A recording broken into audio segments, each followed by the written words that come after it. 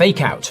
We thought a $100,000 BTC might be back on the menu, but geopolitical tensions and regulatory gridlock have brought back the January blues.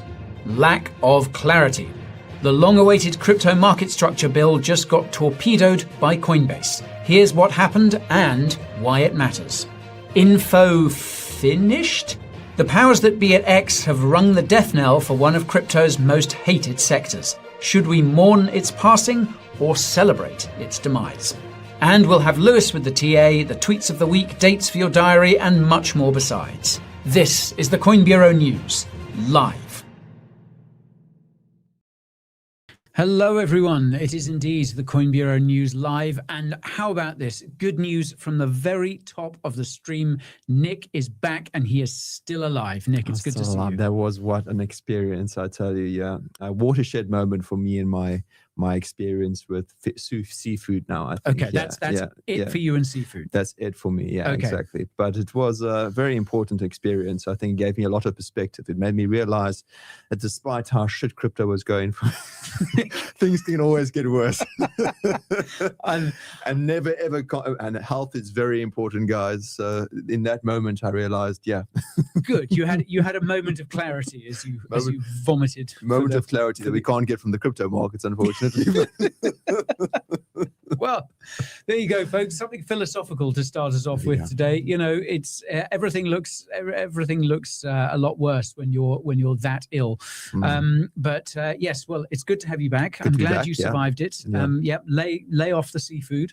Yeah, I think so for quite some time. For the rest of your life. For oysters for life, forever, no more. No. I mean, before we move on, I mean, the irony of this is really quite something, because Nic is, as you can probably tell, a very disciplined individual. He is not, whenever there's like cake or something in the office, he always just, no, thank you, always steers away from it.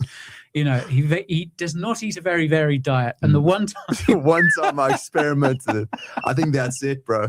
Chicken and rice forever. Never, ever anything again. If I have to face even the risk, the minuscule risk that I'm going to go and get food poison like that again, I think chicken and rice for life, man. It's all good. Okay, well, there you go. There's some advice for you. Anyway, it's great to see you. Thank you for joining us today, and it's great to have Nic back and what appears to be in good health. Before we get started, smash the like button. Smash the like button if you're pleased to see Nic back. Please, guys. I wasn't too impressed with the amount of likes we got last week. I don't know if you managed to watch last week's stream. I did manage to watch at the end, yes. Your impression was quite uncanny. I was like, damn. Did they manage to get to recruit in my space now? But yeah, no, yes. Good attempt. Thank you. And yes, well done to Lewis, who did a great job, and I'm sure we'll have him back in one of our chairs next time Nic or I are on the wrong side of some shellfish. But yes, so hit the like button if you're pleased to see Nic back. Don't forget to ring the bell as well. Do all those bits of admin.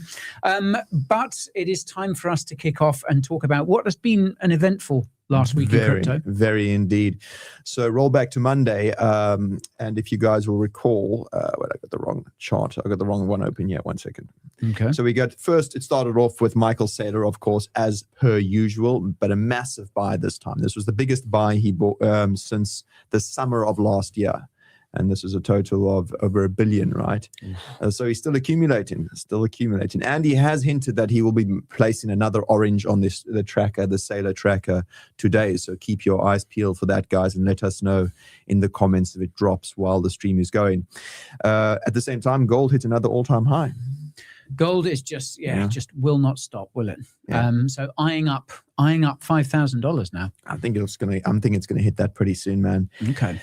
Tuesday, we had the CPI numbers, and they came out bang on expectations, although they were the lowest numbers since March of last year. Okay. Trump, though, is signaling that could mean a cut is coming, right? Of course, yeah. He came out very quickly and he said that this means we need to cut. Of course, I don't think Jerome was in a very good mood, given the fact that he got a letter from the DOJ just the day before that. Yes. With regards to the Fed renovations. You thought you had a bad start to the week. Jerome Powell had an even worse one, I think. He woke up there with a letter, from Pam Bondi. Markets did rally, though. So Bitcoin broke through 93K, 94K, 95, 96. And we were starting to believe again, weren't we? Yeah, we were starting to believe. Exactly. We're so back, guys. Wednesday also, we had massive ETF inflows, right? Yeah. ETF inflows have actually been pretty healthy. Pretty solid. And these were the biggest since October of last year, daily inflows. And these inflows are also very important because they seem to be purely directional bets in the sense that there hasn't been a similar rise in futures open interest, CME futures open interest. And the reason that's important is because it means that it seems like whoever is buying this Bitcoin, it's not the cash and carry, that buying the long the ETF and short the futures and earning the yield.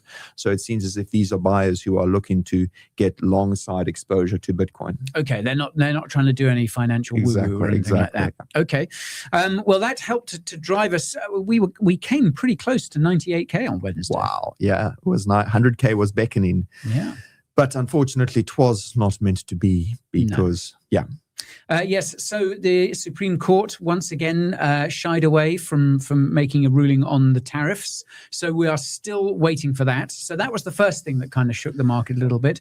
And then we had the Clarity Act, or rather the lack thereof. Lack thereof, exactly. So it started to circulate that Coinbase was going to, well, first of all, there was concerns, which we'll be getting onto a bit in the next section, but there were concerns around potential poison pills within the legislation. And Coinbase decided that they would be pulling their support for the legislation. Yeah. Now we'll talk, as Nic said, we'll talk about this in a bit more detail later on because this is very important, and I'm interested to see what you think on this one, Nic, because we may have different views on this, and we'd like to hear what you guys think about Coinbase sort of not necessarily pulling the plug on the Clarity Act, but certainly putting the brakes on it. So let us know what you think. That takes us to Thursday. Now, despite this bad news around Clarity, or supposedly bad news around Clarity, some giants were still diving in. State Street got involved with Bitcoin. Yeah, another big TradFi institution jumping in with allowing its ETFs and stablecoins on its platform.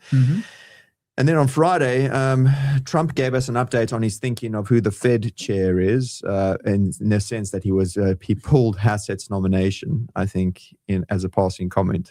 Okay. Basically, like he likes him where he's at, so that it dropped Hassett's chances of getting into the Fed chair seat. So it seems it's now between Kevin Walsh and a few other candidates into the Fed chair.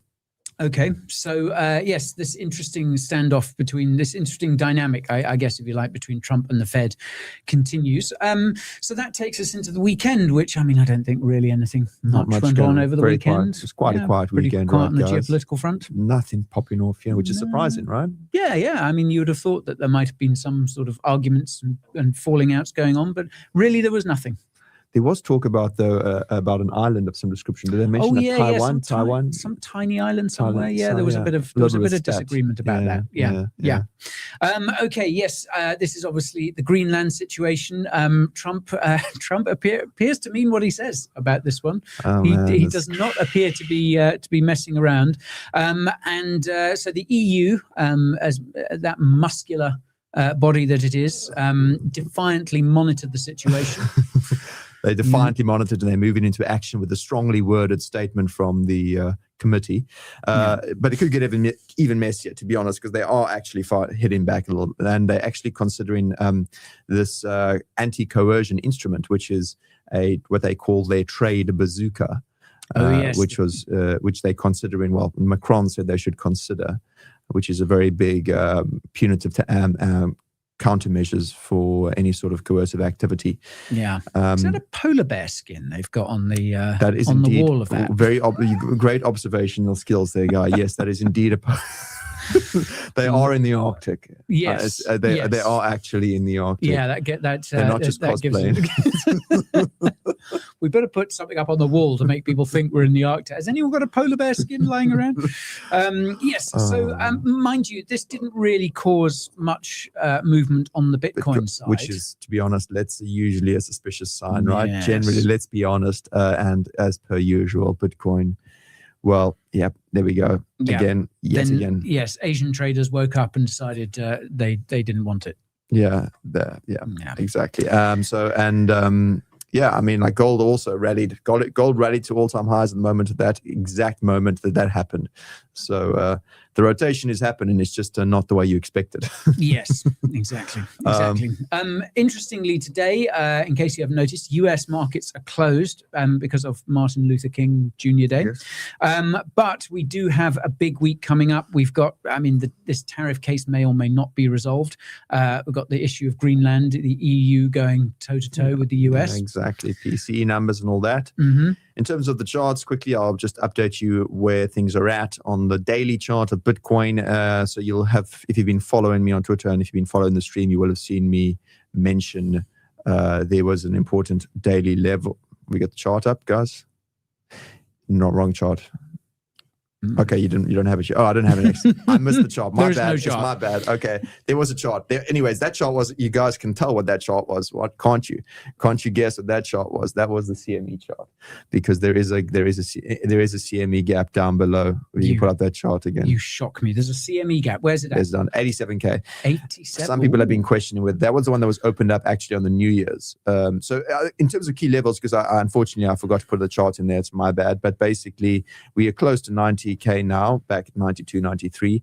We fell below the 94K support, which is a resistance support at the 61.8% Fibonacci, which we had from the low to the highs from last year. So we're breaking through that support again. And now 90K is definitely a strong support psychologically, and also because that is where the 50-day moving average is right now. So keep an eye on that. And if we fall below that, then people are pointing to potentially 88K, which was the start of the open. And then about 87 to 88K is where that unclosed CME gap is as well on the downside. So keep an eye out for that. Okay. So if I was to trade this situation, I would imagine short Bitcoin down to that CME gap and long gold up to 5K. Yeah, look, Bitcoin could also bounce back. Depends what happens with the US markets tomorrow. I think it's slowly starting to pick up again. About 92.9 now. Gold will still continue going up. I think gold's got the momentum for sure. It's likely to continue outperforming Bitcoin at least for the next few weeks, I think. Yeah. Yeah, well, what with all this geopolitical uncertainty and madness going on, would you bet against it? Yeah. Okay, well, if you are feeling bullish or indeed bearish on Bitcoin, or indeed any other crypto for that matter, then you want a good exchange to be able to trade it on, and we can't think of a better one than 2bit, right, Nic? Yes, exactly. So this is a large international exchange. It's got a solid interface, deep liquidity, competitive fees, and the onboarding is very super simple. All you need is just an email. An email? And just an email. Just an email? Just an email, guys. Wild. Okay. And if you don't have an email, very quick and easy to get one. If you don't have an email, just go and create a Gmail.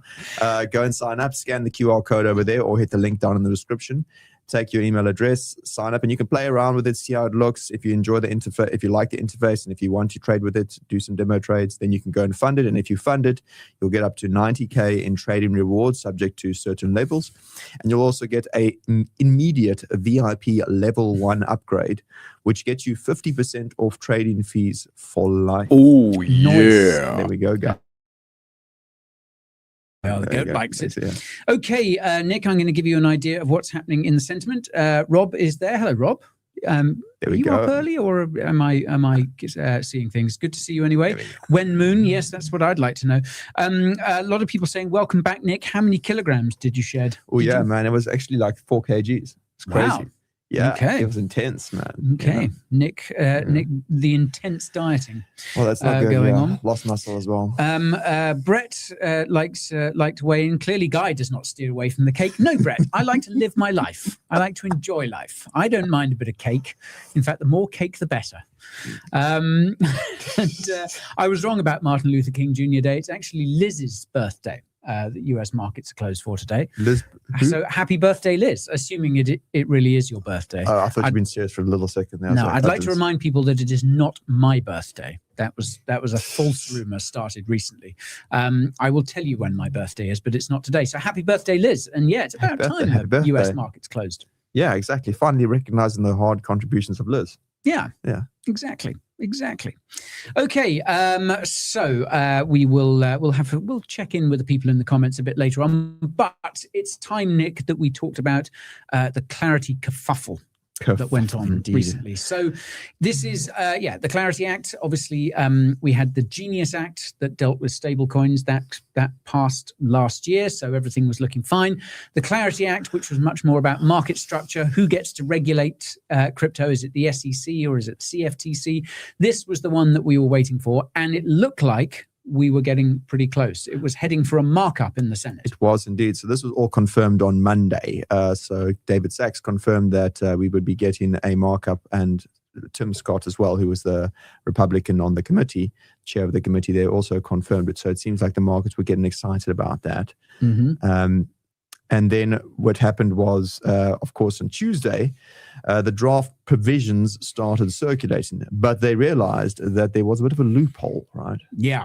So a so-called poison pill was identified, and this is regarding stablecoins. So the bill, this new version of the bill proposed a ban on service providers, so think, exchanges or what have you, paying interest or yield to anyone, who was just holding a stablecoin. Exactly, yeah. And this is coming from the banking lobby, the banking pressure. So basically, the report showed that the bank lobby didn't want to see any sort of deposit flight from their checking deposits into these exchanges in terms of earning the yield there. Yeah. Now, there were other aspects of the bill that weren't particularly attractive as well. DeFi was particularly threatened as well. There was, yeah, exactly. DeFi developers, yeah. Yeah. Yeah, so there were a few. Basically, this new draft of the bill, it got into the hands of lawyers from the likes of Coinbase, Kraken, A16Z, and other stakeholders, if you like. They had a look through and identified. It was mostly, I think, that the real point of issue was this stablecoin business, but there were also some other problems with it as well, including these restrictions on DeFi. Yeah. So that took us to Wednesday. And that is when Coinbase CEO Brian Armstrong, he tweeted out that basically Coinbase was not willing to support the bill. He argued, and I quote, that it had too many issues, and he specifically cited what he called the killing of rewards for stablecoin holders. Yeah, exactly. And to be fair, I mean, Coinbase makes between $1 to $1.5 billion from their rewards program for stablecoins, so it makes sense for them to oppose it. And he said, quote, "We'd rather have no bill than a bad bill." So, yeah, that's what happened on Wednesday. Yeah. So, I mean, there are a couple of ways of looking at this, aren't there? That part of you could argue that Brian Armstrong is sort of, going into bat for the everyday crypto holders who would, lose out basically to the banks on this. I mean, because this really does reek of, the banks looking to shut down any hope that us plebs might be able to earn a yield, because they want to, they want us to park our money in savings accounts that pay less than 1%. Meanwhile, they lend it out at 6 or 7%. So they are acting in their own self-interest, which is not in the interest of crypto holders. So you could argue that Brian was coming out in support of crypto, or you could argue that he was sort of defending Coinbase's interests as well. I mean, you could also argue it's possible to do both, right?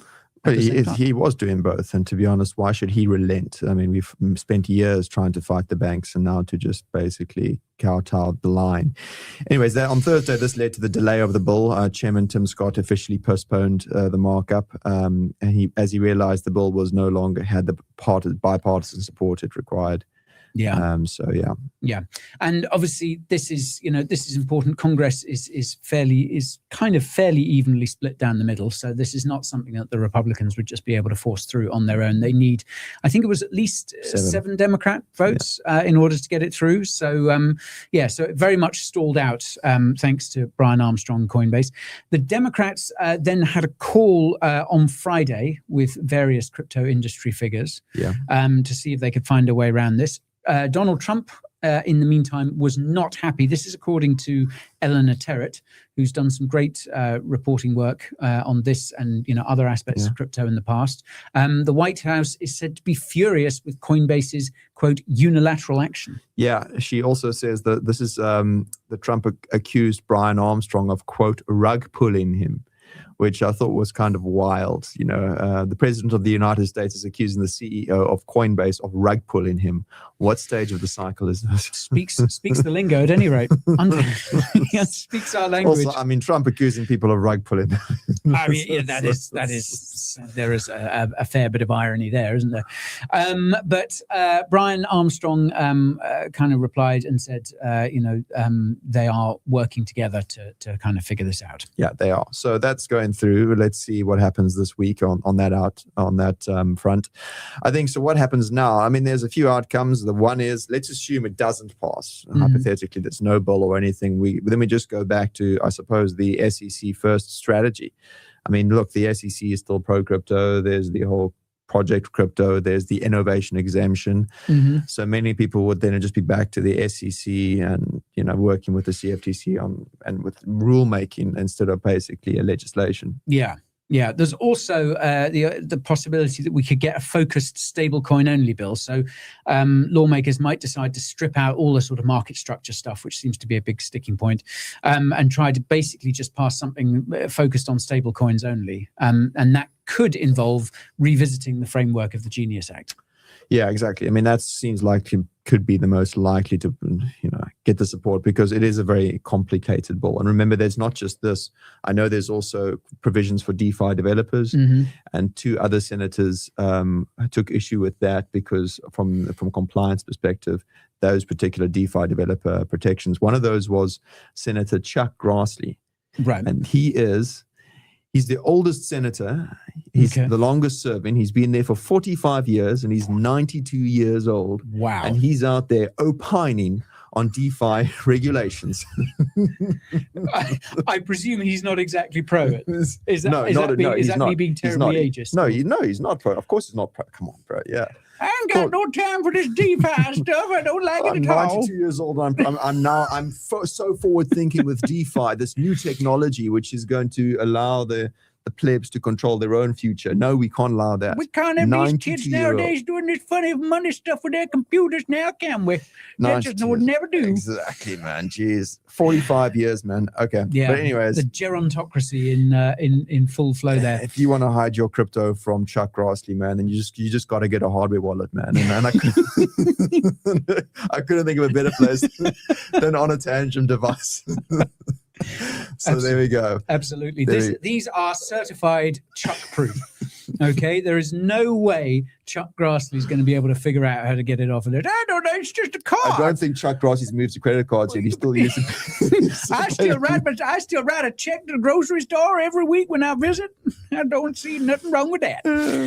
Yes, so if you want to protect your crypto assets from the likes of Chuck Grassley and his fellow nonagenarians, and get yourself a Tangent wallet ASAP, scan the QR code. You know Chuck won't be able to. It's just shapes to him. Scan the QR code. You'll get a 10% discount. Bish bosh, as they say. Job done. There we go, guys. Pick it up. Yeah. Cool. Okay, so that was the. We will be talking about the Clarity Act more in the future, I'm sure. I think I'm kind of with Brian on this one. A no bill is better than a bad bill, because if it was to go through like that, then that's it. They're sticky, man. Once legislation goes, it's sticky, right? Yeah. Remember the Patriot Act, the ACA, all of these. Once it's done, it's done. Yeah. There's no rowback on these things. So I kind of feel, although it's frustrating for a lot of people, and although Brian Armstrong did come in for a lot of flack from it, I personally think, you've got to spend time to get this right. Otherwise, we'll regret it. Yeah, exactly. One thing that we don't regret, though, or that I can't really find anyone regretting, is the passing last week of one particular crypto sector. It was basically taken out the back and shot like a moldy old dog. And that was InfoFi. Yeah, rest in peace. I'm so sorry. Yeah, to be honest, I think not too many people are, busting out the concerned about the death of InfoFi. Let's be honest. So these were a lot of the AI slop replies you'd seen on Twitter these days had been followed with the KAITO Yaps/Snaps programs for Cookie and all of this. And it seems as if that would have been the large incentive behind a lot of the the slop replies. Yeah. So this started, as so many of these things do, with a tweet. Nikita Beer, who is head of product, I think, at X, and who has very much become a crypto main character over the past couple of weeks or so. He tweeted this out: "We are revising our developer API policies. We will no longer allow apps that reward users for posting on X, aka InfoFi." So basically revoked API access. And obviously that means that these apps can't gauge engagement. They can't reward people for that engagement. Can no longer track tweets exactly and also distribute the rewards. So this, of course, caused an immediate collapse in the price of both KAITO and Cookie, the two biggest InfoFi projects out there. Yeah. And they responded quickly, right? Yep. KAITO basically sunsetted Yaps and these incentivized leaderboards. There's the founder, Yoo-Hoo, speaking out. And Cookie announced the shutdown of Snaps. So it was goodbye to Yaps and Snaps. Yeah, there we go. Now, I think there's many things we can take from this. I think the first and most important is not just, I think for projects in general, but any business or any description, it highlights that if you have a centralized risk in one platform, in this case, access to an API or the Twitter API, you run a massive risk. And you're a DeFi Web3 project, that is KAITO or Cookie, right? Trying to incentivize creators in the Web3 community to tweet or do whatever. You're a DeFi crypto project, but you rely on one single endpoint, which is Twitter's API. So it was a massive risk to begin with, and it seems as if they got knocked by it. So yeah, and I think this is for businesses in general. They should consider it. Like if you're using one platform or anywhere, streaming to one platform, using one social media network, you got to diversify, man. Exactly. And that's why we are streaming to Twitch today, among others. Shout out to the homies on Twitch, bro. Yes, if anyone's watching on Twitch, can you let us know that we got one Twitch watcher? We are. There we go.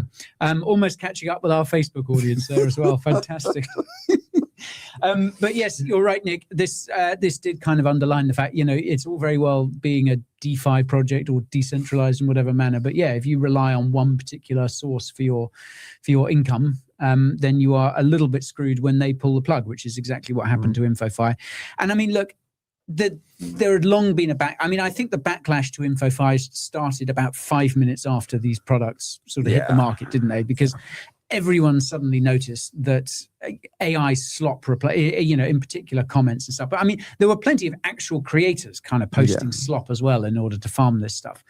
But yeah, it really degraded the crypto Twitter experience, which, let's face it, wasn't exactly wonderful to begin with. Shakespearean level tweets out there, I'm sure. Yeah, I mean, it managed to make something that was fairly unpleasant anyway even worse, which is quite an achievement. Really. Yeah, really it was. So what does it mean for InfoFi? I think that some people have said potentially, I saw an interesting tweet out that says the one time we really needed Farcaster, everyone's off of it or left it already. So the Farcaster came and went too quickly because, that was supposed to be the decentralized crypto-centric social media network, right? Yeah. Which, I think it's okay for me. Like, as I said, it should be fairly obvious that I wasn't exactly a fan of it. I must say though, like, I think it's a case of don't hate the player, hate the game. Like, I think it is kind of sad in a way, and I don't want to be seen to be kind of gloating over the fact that these, the likes of Cookie and KAITO have had to shut down because, there are genuine people working on that to try and make it a good product, and it was an interesting idea. Like, they were trying to do something, they were trying to achieve something. And I don't think it's, all that fair to necessarily, dance on their grave, so to speak. But I think it kind of shows that it exposed a big problem that isn't unique to crypto. I think, this idea of kind of relying on the attention economy, in an age of AI, that is going to attract slop. Yeah, I know that's true for sure. But I think it's also just like the quality of the attention. I think that they need to think about new metrics for that. And I think, although these projects, it was a big knock for them, I know that KAITO has released, they had been working on a broader diversification and they've rolled out a new dashboard. So, it's not dead just yet. So I think it could come back. I guess the most important question now, Guy, is crypto Twitter back? Are we back? I mean, if you take a look on crypto Twitter, then the answer is a resounding no. We are not Sentiment back. on crypto Twitter continues to trend downwards. In fact, I mean, I usually just put the following tab on. If I put because I noticed that they'd switched automatically to the For You tab. Oh, yeah, which was like opening the gates of hell, but they seem to have switched that back. But when I logged onto it this morning, for instance, all I could see, most of it was just some dude in the NFL throwing an absolutely insane pass. I was like, what has this got to do with crypto? But a lot of crypto people Well, were how are you commenting lucky on it. to have something like that on your feed? At least it's not death and destruction, vibe coding nonsense. I mean, there was lots of vibe coding slop as well. But yeah, I mean, I just, the first couple of minutes of my day would just seem to be watching this American footballer throw an absolutely incredible pass. Yeah, it was. What else was on my feed as well was a lot of talk around the rally in gold. Speaking of which, guys, if you're thinking about buying some gold, we love our gold. It's gold. Yes. Then yes, well, BitGet, our third brand partner, the BitGet are in gold now. Yes, exactly. Well, you can actually go, obviously there's many ways you can buy gold, but one of the easiest ways if you've got Bitcoin and crypto is to use either tokenized gold or go and invest in gold futures on a crypto exchange. And one of these is, of course, BitGet. So swap the Bitcoin for tokenized gold and other assets, not only gold, but other tokenized assets as well. And this is all through their BitGet TradFi functionality and features. So you can now trade directly with USDT up to 500 times leverage. Not going to get that in your traditional brokerage account. Okay. Just, set your stop losses accordingly and try to be careful. Yes. But also enjoy deep liquidity and low slippage. Fantastic. Okay. And scan that QR code there. You'll also get up to 50K in sign-up bonuses as well if you scan that QR code link down below. Oh, yeah. It gets the GOAT endorsement. Can we just go back to that previous slide? Because someone's pointed out something interesting here. There we are, Nic. I think that is more than achievable. Jesus. That is uncanny. Well pointed out, Dre. pancake. Schmuck on the pancaking, Sheckley. bro. Sheckley. Nic loves gold. Okay. We need to look at some TA with Lewis, right? Let's go. Pull it up. Charts and trends, he'll show the way. Lewis brings the TA today. What's going on, guys? Okay, first off, glad to see you're back in action, Nic, and back in the studio. I'm sure all of that food poisoning must have really sucked. And speaking of things that suck, let's look at the price action of cryptocurrencies. Sort of joking, sort of not joking. There are a few things, though, that did catch my eye that actually do look pretty good, while most of the market, has sucked, essentially. And so I'm just going to jump right into that. And so the thing that looks good to me is actually Cardano. If you look at this, first off, we'll go onto the weekly time frame, and you could see that back in 2024, this marked the bottom of Cardano of the price. And actually, if we zoom in just a bit, you could see that there was this candle right here. This was a long wick bullish candle that essentially formed the bottom after this one, right? And now, if you go over to where we are now, look at this. We have a long wick bullish looking candle within the same zone where the last one had. Of course, this one is higher up, much higher up compared to this. So we probably are going to end up coming back further down. And I do ultimately want to see us sweep the low of the October 6th, crash, which happened with most cryptocurrencies, right? I want to see us sweep that low on almost everything before I go really, really heavy. And what I like to do personally is to look for these long wick bullish candles inside of these particular zones. I like to call them ideal buy zones. And, we are getting one if we go down into the lower time frames, if we go down into the 12-hour, this is about to close. So we have this, and I would not mind longing this and longing some Cardano and, putting a stop right around 33 or 0.336. I think that's a pretty good stop loss, or maybe if you want to be a little bit more conservative, 0.326. But regardless, I like the way that this is getting set up right now. So this, out of everything that I've seen, I like Cardano the most. Most things, though, if I go into the actual charts, I'll click on a random one like Pepe. You could see that, it had this long wick bullish candle, but it's in the middle. It's not, down here at where the support is like it is with Cardano. One thing I did see was XRP. I love the candle,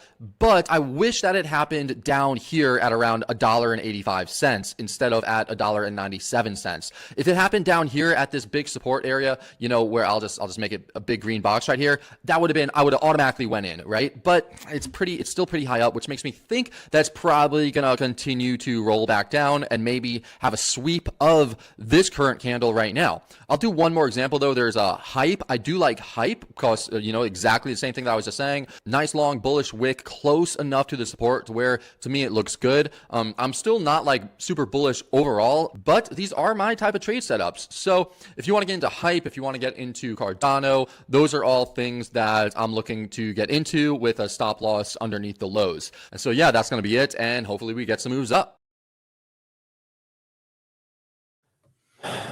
Okay, thank you, Lewis. Apologies, folks. YouTube appeared to have made the stream private for a couple of minutes there. Not quite sure what's happened, but I mean, you will be able to watch it back on catch up. But yes, a few people. Slyers watching on Twitch says it's my fault. So yes, I take full responsibility. It was my fault. I'm sorry. I don't know what YouTube is doing there. Yeah, we'll have to talk to YouTube. So apologies for that. But it looks like we're back, and so that means we should look at some tweets of the week, right? Tweets of the week, exactly. And let's bring it in. The transition. There you go. One, fortunately, this happened last week. Yeah. Well, okay. So I think this was we didn't really have time to cover this on last week's stream, but yeah, Eric Adams, former mayor of New York City, literally 3 days, or like a few days after leaving his post. Yeah, had just left because obviously Zoran Mamdani's taken over now. So he launched a token to supposedly fight the rapid spread of anti-Semitism and anti-Americanism, and then pulled all the liquidity. He rugged his community, yes, $3 million. Yeah, I mean, all in the fight. I don't know if that was meant to. What? Okay. But I think you tweeted about this earlier today or something. Like literally, no one has talked about this since it happened. It's like we all just went, that's crypto, and sort of moved on. As per usual, an ex-mayor, ex-public official. But to be honest, do you really blame them? I mean, you had Trump coin, Melania, and like the president of Argentina, an entire country, the Central African Republic, rug people, and you're telling me that they're going to care about it? Nick, you sound way too jaded. You're almost just saying, just let them cry. I'm just saying, people are like, first of all, whoever bought the buy NYC token, I mean, for the two people who did it because they really wanted to fight the spread of anti-Semitism, I feel for you. I'm sorry, you were rugged. But for the other 98% of the people who bought because they wanted to make money on it, you deserve to lose. Okay. Nick's taking no prisoners today. He hasn't been the same since this food poisoning last week. Cathartic. It was a cathartic moment. A harder, less ebullient Nick has returned to Coin Bureau, folks. I don't know what to tell you. He's taking no prisoners at the moment. Next up, we have this tweet from Doug A. McGregor. This is wild. This new crazy, yeah? So yeah, the Bank of England told to prepare for a market crash if the United States announces alien life. I mean, okay. That's another thing you guys have got to worry about. No longer is it Trump's tweets. No longer is it like liquidations. No longer is it a whale dumping on you. It is alien life. That would take our minds off Greenland, wouldn't it? It'd be like we would just be wanting to go back to the whole Greenland thing. If although that does assume that the aliens would be bad. Right? Yeah, they were. Yeah, they've been benevolent aliens, and maybe you could go and shill them Bitcoin. Like guys, you can. It's like the gold, the actual silver. It's like that actual metal that you can buy and you can use it in your spaceship, except it's digital. It's way cooler. And they'll be like, no, I'll just take the physical gold, please. We've been watching Peter Schiff. Do you know him? We think he's pretty good. Take me to your leader. Yeah. Look, there could be, these aliens could be good. They could be hovering there with nuclear fusion and all that sort of stuff, cures for all these diseases. So it doesn't, but yeah, that was a pretty wild tweet. I mean, would you bet against it? We just seem to be living in those sorts of times now, don't we? It would be the least strange thing that happened, to be honest. Yeah. Okay. Next up, we have this one here. Oh, so this is the IQ. Yes, the world's highest IQ person. The world's highest IQ person with the most retarded takes. Okay. I think he must be trolling, or he was out there also saying something like XRP to 10 or something crazy. It needs to be at $10,000 in order to operate. It's in the white paper, right? I believe so. Yeah. So that's what needs to happen for Ripple or for XRP. But yeah, he came out and he said it's going to rally. It's going to rally Monday. I will prove it. And I was like, it's crazy the amount of engagement he gets. But he was wrong. Yeah. So maybe he's trolling. Or maybe, he's talking about something else. Just goes to show having a high IQ doesn't mean you necessarily know everything, right? Yep, indeed. Okay, and we also have this one from Blockchain Chick. Heidi, yeah. Stop using Ledger. Stop using Trezor. If you really want to keep your seed phrase safe, write it on Epstein's client list. Because that shit's never ever seen the light of day again, bro. That's hidden below all the gold bars in Fort Knox. Ooh, that is a spicy take, isn't it? There we go. There we are. There we are. Round of applause for that one. Yes. Well, let's see what YouTube makes of that. Okay, that's one way to keep. That's one way to keep it quiet. Good grief. Let's move on quickly to some dates for the diary. So tomorrow could be a ruling on the long-awaited tariffs. Potentially, we'll have to see. And then on Thursday, we've got the PCE numbers, the Fed's preferred inflation measure, as well as the first GDP revision. Mm-hmm.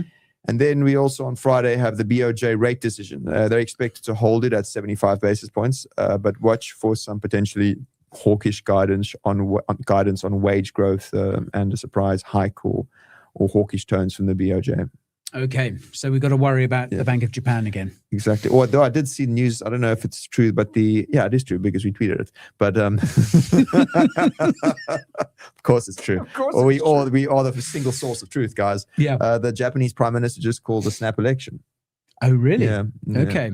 Well, maybe that's because she's worried about the aliens and she feels that she needs a mandate in order to engage with the aliens. So she needs more control of the party. Do you know, just going back to aliens, because I know this is what people really want to talk about. Yeah. My theory is that actually aliens are out there, have been out there for a long time, but are deliberately avoiding us because we're so awful.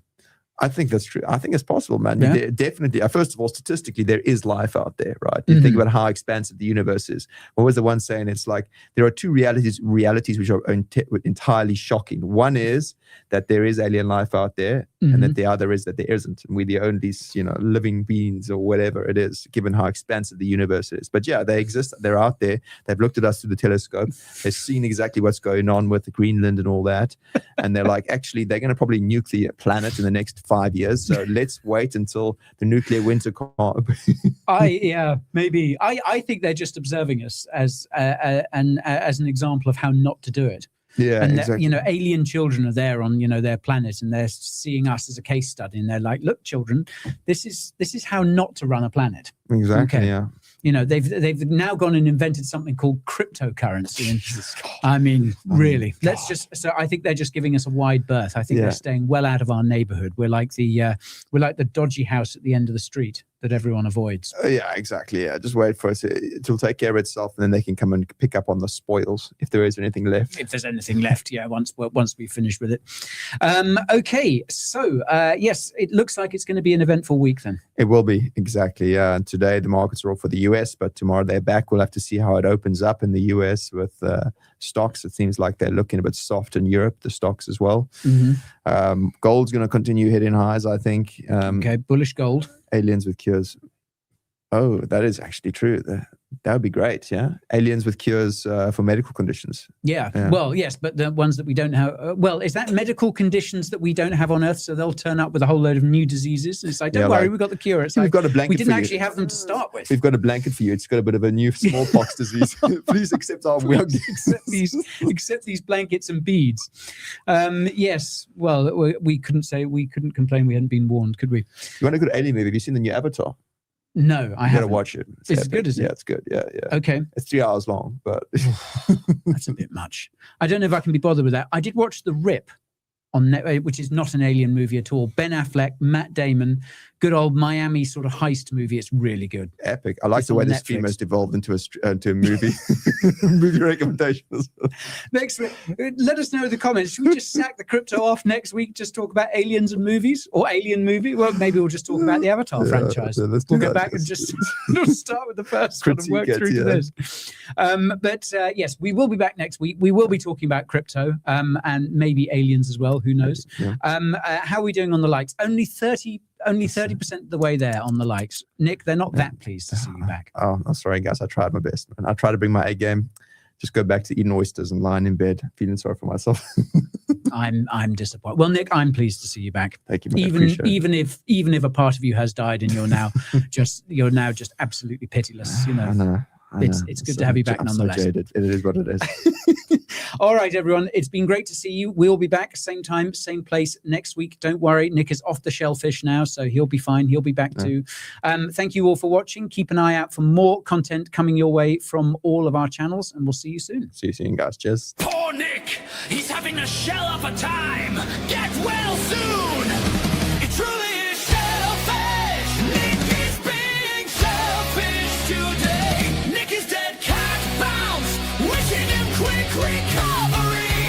Wish Nick quick recovery. Get well soon, Nick. Feel better, Nick. Stay hydrated. Get well soon, Thor. Getting well soon, Nick. Get well soon, Nick. Feel better, Nick. Stay hydrated. Get well soon, Thor. Getting well soon, Nick.